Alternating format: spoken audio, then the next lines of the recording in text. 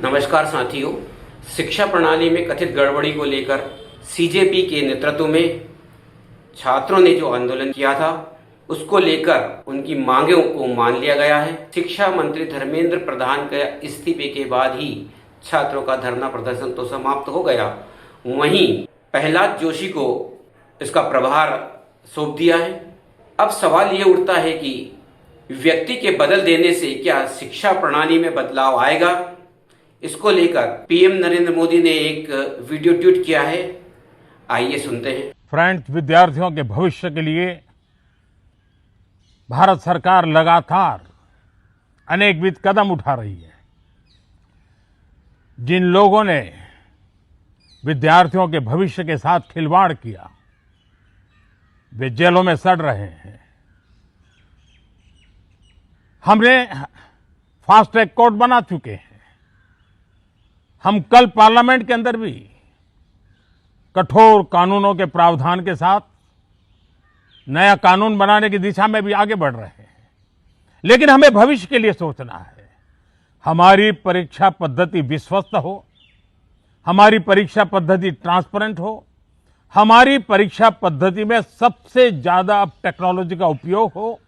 इन सारी बातों को ध्यान में रखते हुए विश्व प्रसिद्ध टेक्नोलॉजी एक्सपर्ट श्रीमान नंदन नीलेकनी जी के नेतृत्व में एक हाई पावर टास्क फोर्स बनाने का निर्णय किया है, जो एग्जामिनेशन रिफॉर्म की तरफ फोकस करेगा और जल्द से जल्द आने वाली परीक्षाओं की विश्वसनीयता को सुनिश्चित करने का काम इसके रिपोर्ट के आधार पर कर दिया जाएगा। बहुत बहुत धन्यवाद। छात्रों के भविष्य के साथ खिलवाड़ करने वाले जेल में सड़ रहे हैं और इस परीक्षा प्रणाली को लेकर नई टेक्नोलॉजी के साथ इस प्रणाली को बढ़िया ही विश्वसनीय और पारदर्शी बनाया जा रहा है। अब सवाल ये उठता है कि 12 वर्ष में शिक्षा विभाग की इस प्रणाली को लेकर एक नई टेक्नोलॉजी विश्व प्रसिद्ध विशेषज्ञों के द्वारा एक इसको विश्वसनीय और ट्रांसपेरेंट बनाया जा रहा है, तो 12 वर्ष में जाके केवल एक ही विभाग को फोकस किया जा रहा है। अन्य विभागों की क्या हाल है, इस पर भी तो केंद्र सरकार को एक नज़र दौड़ाना चाहिए। लोकतंत्र की रक्षा करने के लिए निर्वाचन प्रणाली जिसमें कि एक नई टेक्नोलॉजी है उसको भी तो विश्वसनीय बनाना चाहिए, उसको भी ट्रांसपेरेंट पारदर्शिता लानी चाहिए।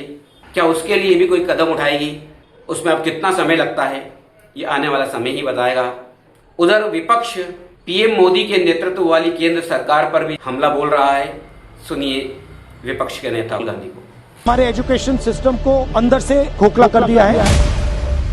सबसे पहले ये जो हमारे स्टूडेंट्स हैं इनकी जीत है, जो हिंदुस्तान का फ्यूचर है। पूरी दुनिया में एक्नॉलेज था कि हिंदुस्तान का एजुकेशन सिस्टम बहुत बढ़िया है, उस पर सालों से आक्रमण हो रहा है, उसको कैप्चर किया जा रहा है, उसको प्राइवेटाइज किया जा रहा है, उस पर रिएक्शन था। अगर मोदी जी की गलती है तो उतनी ही गलती आरएसएस की, क्योंकि दीमक का काम आरएसएस ने किया है। हमारे एजुकेशन सिस्टम को अंदर से खोखला कर दिया है। प्रधान एक सिंबल है, करप्शन का सिंबल, एजुकेशन सिस्टम के डिस्ट्रक्शन का सिंबल, उसको तो जाना ही था। बट अब कॉन्क्रीट स्टेप्स एजुकेशन सिस्टम को बदलने की सरकार को लेने पड़ेंगे। मुझे नहीं लगता है कि ये ले सकते।